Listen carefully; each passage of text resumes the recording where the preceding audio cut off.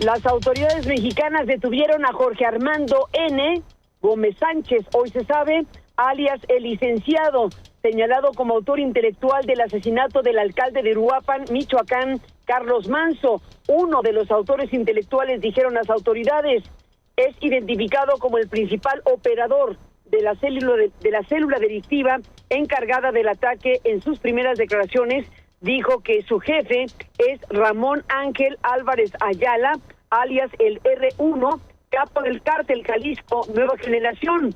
Esa es la voz de Omar García Harfuch, el secretario de Seguridad y Protección Ciudadana, quien junto con el fiscal del estado de Michoacán, Carlos Piña, dieron esta información. Cabe mencionar que antes de la agresión, Jorge Armando N., alias el licenciado, les indicó, ejerciendo presión sobre los otros integrantes, que debían disparar aun cuando Carlos Manso estuviera acompañado y con quien estuviera acompañado. Minutos después, Armando N. advirtió a los implicados que deben de ultimar a como dé lugar a Carlos Manso.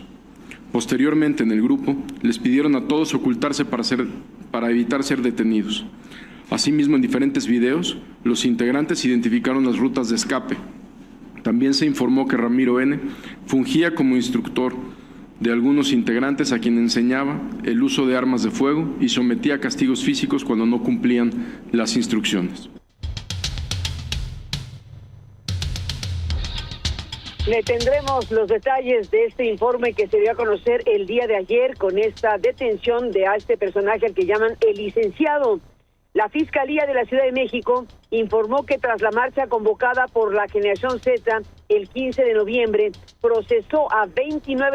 vinculó a proceso a 29 personas detenidas. En esos casos, 19 fueron considerados delitos penales y 10 fueron remitidos a la justicia cívica por faltas administrativas. Hasta ahora 13 personas han sido vinculadas a proceso y en 8 de los asuntos se solicitó prisión preventiva. Edson Andrade, uno de los promotores de la marcha de la Generación Z, anunció que abandonará México por razones de seguridad.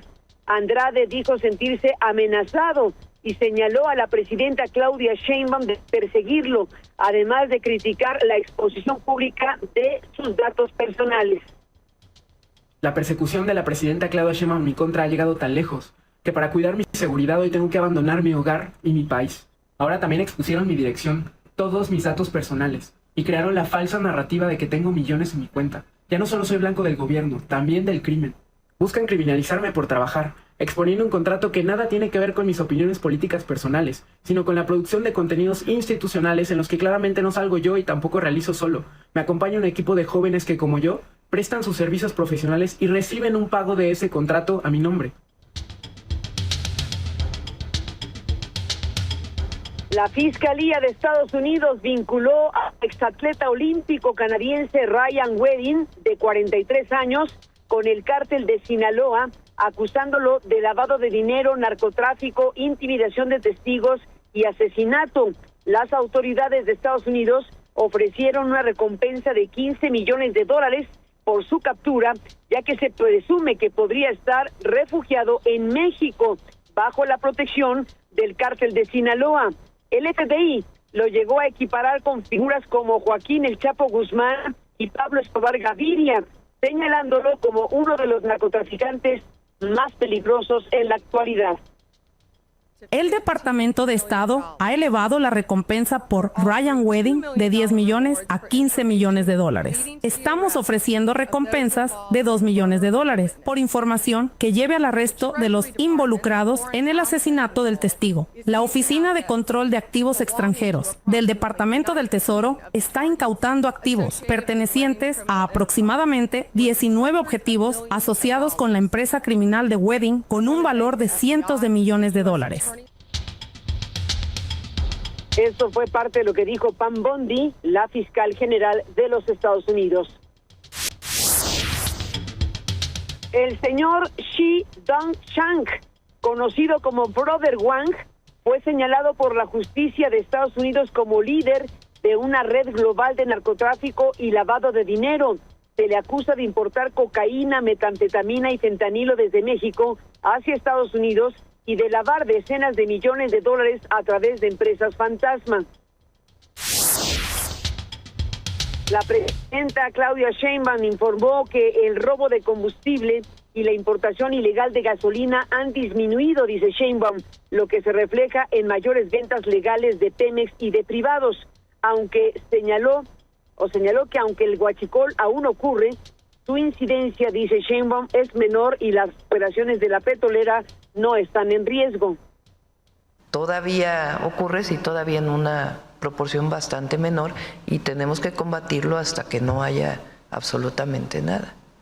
Quizás a lo mejor el director de Pemex podría explicarnos por qué este señalamiento, por qué se advierte pues a los Estados Unidos. No hay que ver la redacción de cómo lo incorporaron, pues si es un riesgo, pues sí es un riesgo, ¿verdad?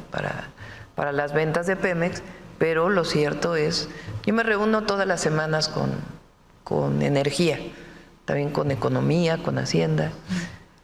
Ayer nos reunimos con Pemex y justamente me mostraron cómo se han ido incrementando la venta de gasolina y de diésel. Las operaciones de la empresa entonces no están en riesgo. No, y además se ha hecho un trabajo este año muy importante. Bueno, pues esto fue lo que declaró la presidenta. En Aristegui Noticias presentamos el informe que Pemex le entregó a la SEC, a este organismo regulador bursátil y de mercados en Estados Unidos. Aquí dimos cuenta de la información que contiene este informe de Pemex, en donde coloca con mucha puntualidad los riesgos de la petrolera y el conjunto de elementos de su diagnóstico presentado ante las autoridades de Estados Unidos. Si usted lo quiere conocer más ampliamente, lo puede hacer en www.aristeguinoticias.com, y desde luego invitamos también a leer la colaboración de Alberto Islas sobre el tema en aristeguinoticias.com en la sección de articulistas. Y mire usted, hablando de Petróleos Mexicanos y la Secretaría de Gestión Integral de Riesgos de la Ciudad de México localizaron dos túneles usados para extraer combustible de un ducto en una vivienda de la colonia Observatorio en la alcaldía Miguel Hidalgo en la Ciudad de México. Uno de los túneles tenía unos 8 metros de profundidad y 6 de largo. El otro estaba en construcción. Bomberos y Guardia Nacional resguardaron el área. Vecinos dijeron que el inmueble operó como preescolar, como una escuela, como un jardín de niños, hasta el mes de julio.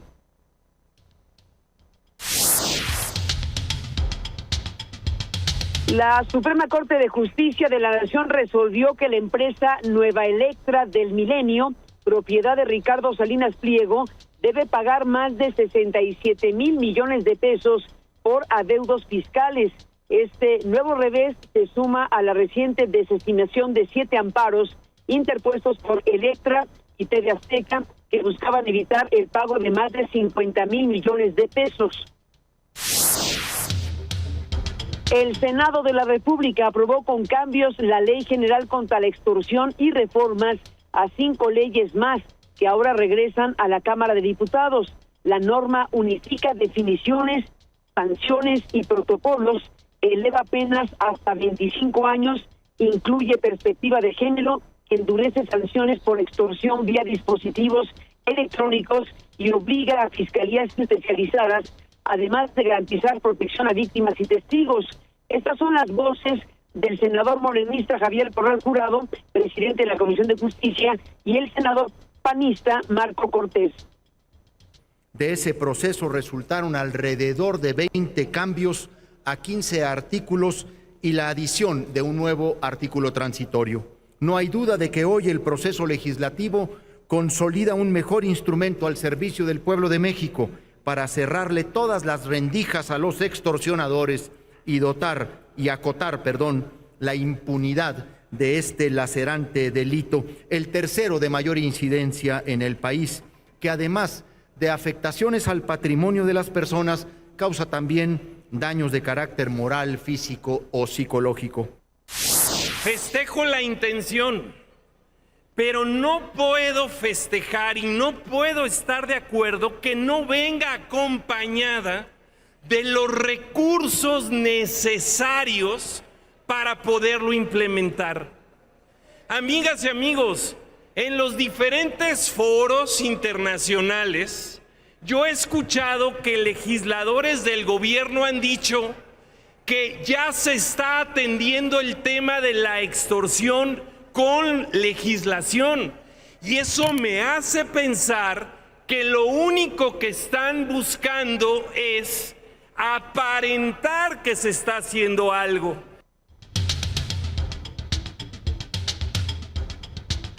La Comisión Nacional Bancaria y de Valores multó a Banco Mifel, a Banco Base y a Finsus por casi 38 millones de pesos debido a fallas en la prevención de lavado de dinero. Mifel deberá pagar más de 21 millones de pesos, Banco Base 8.8 millones y Finsus 8.2 millones por deficiencias como sistemas de alerta que no funcionaron y falta de expedientes de identificación de sus clientes.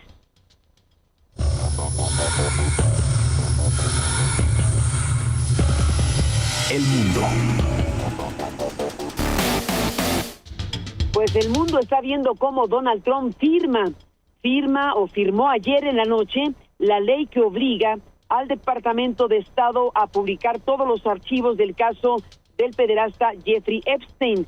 En una publicación en Truth Social, el magnate republicano dijo que Epstein fue acusado por el Departamento de Justicia durante su primer mandato en 2019 y no por los demócratas.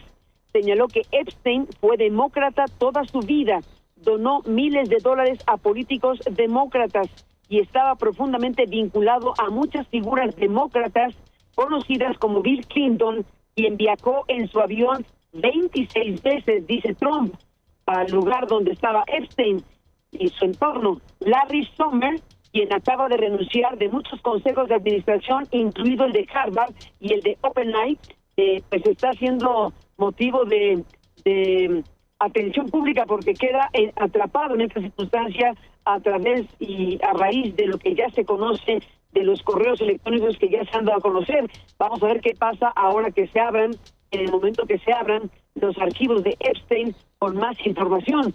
Por lo pronto, decenas de correos electrónicos de Epstein se dieron a conocer recientemente y ahí quedaron señalados varios personajes, pues incluyendo el propio presidente de los Estados Unidos, que tendrá que pues explicar más ampliamente el tipo de vínculo y de relación sostenido con este personaje que fue encontrado en la cárcel ya sin vida, como sabemos. Y bueno, pues Epstein se convierte en un TikTok, digamos así, en una situación pues bastante explosiva. Para efectos prácticos veremos qué ocurre con estos archivos, pero por lo pronto Donald Trump ya firmó esto que obliga a publicar todos los archivos del caso Epstein a raíz de que las dos cámaras en el Congreso estadounidense votaron a favor de que esto sucediera. Las autoridades de la Franja de Gaza, controladas por el movimiento de resistencia islámica Hamas, informaron que aumentaron a 25 los muertos y más de 70 los heridos por los bombardeos del ejército de Israel contra el enclave, a pesar del alto al fuego alcanzado el 10 de octubre entre las dos partes. Hamas condenó enérgicamente la horrible masacre israelí, mientras que el ejército de Israel afirmó que los ataques son en respuesta a presuntos operativos de terroristas palestinos que abrieron fuego contra las tropas de Israel.